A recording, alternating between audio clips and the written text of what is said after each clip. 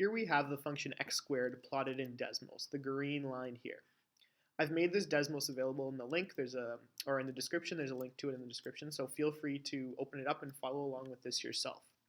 So x squared is plotted here. And what we're interested in this lesson is how that x squared changes over time. We see here it's decreasing, decreasing, decreasing, then increasing, increasing, increasing. How we mathematically define the rate of change of a function is in two ways, by using the secant and by using the tangent. So the secant, what the secant is, it's how the function changes between 2 points. So for example, right here, I'm going to start the function changing at about 0.5. So we're starting at x equals negative 0.5 and going up to 2. So how the function changes between x is negative 0.5 and x is 2. And we see it's obviously increasing, so it's got a positive slope between these 2 points. And over here, it tells you what that slope is. So that slope is approximately 1.5. How that slope is calculated is just, rise over run. Rise here over run here. And what Desmos is doing here is finding basically y2 minus y1 over x2 minus x1, right? F at x2 is basically what the function, the y value is here, which is about 4. It's subtracting that function at x1, which is about 0.5, so this would be about 0.25, and then it's subtracting that and dividing by the difference between the x values. So that's how we find the secant between 2 points. You see if I move it around, now we have a negative slope between these two values, so like for example between negative 2 and 1, we have a negative slope. The slope is about negative 1 here, and that's how the secant works here. Also notice if I put them like this, obviously the slope between those 2 points is going to be approximately 0. Now what you can do in this Desmos is we can plug in a different function. So I'm going to plug in sine of x instead, make it a little more interesting. So we can do the same thing. We can find the secant between 2 of the points on this graph, right? So here's a positive secant, here's a negative secant. And we can always find the slope of the secant using this formula here, right? The difference in the y's over the difference in the x. Okay, so that's the secant. Now let's talk about the tangent. So I'm going to hide that secant for a second just by clicking here, and I can activate the tangent here. So the point x3, I called the tangent point x3. Tangent refers to the slope of the graph at that point. So for example, if we're looking here at negative 2, right, at x is negative 2, the line of the graph just sort of barely touches at that point.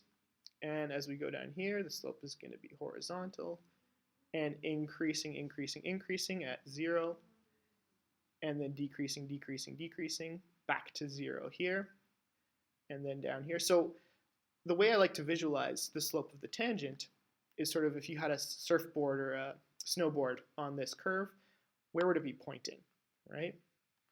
So that's it for the sine curve. Now the question in this instance is, how are we going to find the slope of that tangent? It's not quite as easy as finding the slope of the secant here, because we're trying to find basically the slope at 1 point, not the difference between 2 points. So there's a little trick we can do. We can actually use the secant to help us do this. So I'm going to activate the secant again. And remember, I'm going to try to approximate, let's just go to 1 at x equals 1. I'm going to try to approximate the slope of the tangent at x equals 1 using the secant. So what I can do is I can start bringing this secant here closer to that point x3, right? And you can see the slope of the tangent is down here, 0.55 approximately. And I'm going to start going closer and closer here to this point. What's happening to this slope here? And you can look at that yourself. I'm going to go closer and closer.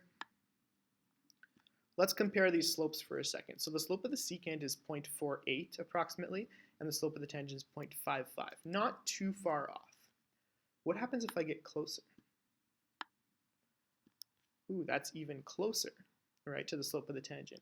And what I can actually do, I can zoom in here so we can see what's happening a little bit better. So again, the red line is the tangent, the blue line is the secant.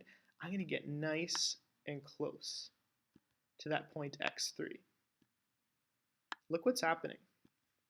the slope of the secant 0.55, the slope of the tangent 0.54.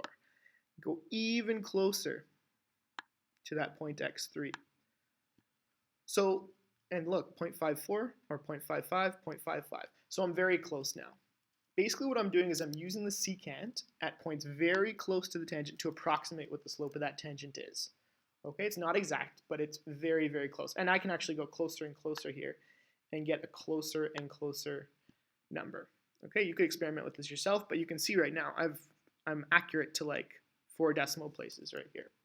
Okay, so that's how we can use the secant to approximate the slope. So I can plug in a value of x as like 0.99 and 1.01 into this equation, and it would generate or approximate the slope of the tangent at that point.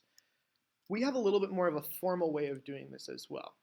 So I'm going to hide the secant here, zoom back out, and the more formal way is called the difference quotient. And what the difference quotient is, let me activate it here.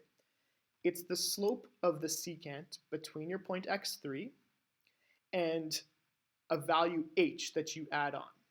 So for example, I have h as 1.35 here. So what it's doing is it's finding the secant between x is 1 and x is 1 plus that h value, 1.35. So basically over here we're at 2.35. And what I'm going to start to do, and by the way, the equation to calculate this is right here. So it's going to be f at that x3 value plus h, so 1 plus 1.35, minus the function at that point, right, divided by h, whatever that difference is. So it's basically the same equation as this, but we've just replaced it with h as the value that you're adding on there. So what I can do is I can start to reduce my value of h just using this slider. And look what happens to that slope. So h starts to get closer and closer. That point x3 plus h starts to get closer and closer to x3. Closer and closer and closer, right? Close. And what's happening to the slopes now? So d refers to the slope of the difference quotient. Right now it's at 0.39 or about 0.4, which again is not too far off from that. But as I decrease that h value, so the difference between that x value and that point gets smaller and smaller, what's happening to the slopes? You can see what's happening to the difference between the blue and the red lines, right? And I'm going to make that really, really, really small. So this is where h is 0.1.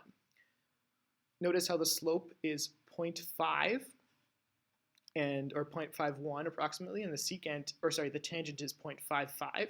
So we're very close, and I can go even closer. I'm going to just manually put in 0.01, right? Oops. So if I put in 0.01 here, look how close that slope is to the slope of the tangent. What if I put in even closer to that point, 0.001?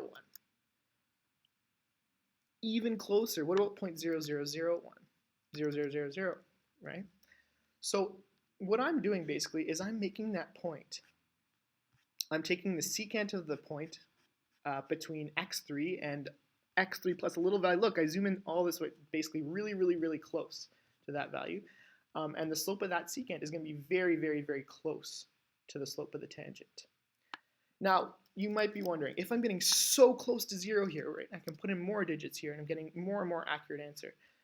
Why can't I just plug in h as 0, right? Well, let's see what happens. I'm going to plug in h as 0. Uh-oh. What happened to my slope?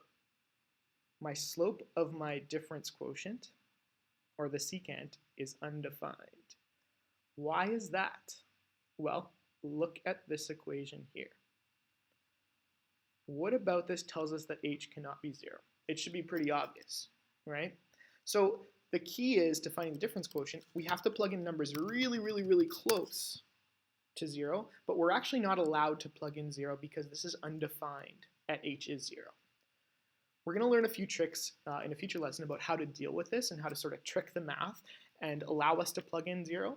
But for now, we have to plug in numbers really, really, really close to 0 in order to generate an accurate tangent. Okay, so feel free to check out the link to this Desmos. And again, you can put in any function you want and start playing with the secant, the tangent, and the difference quotient.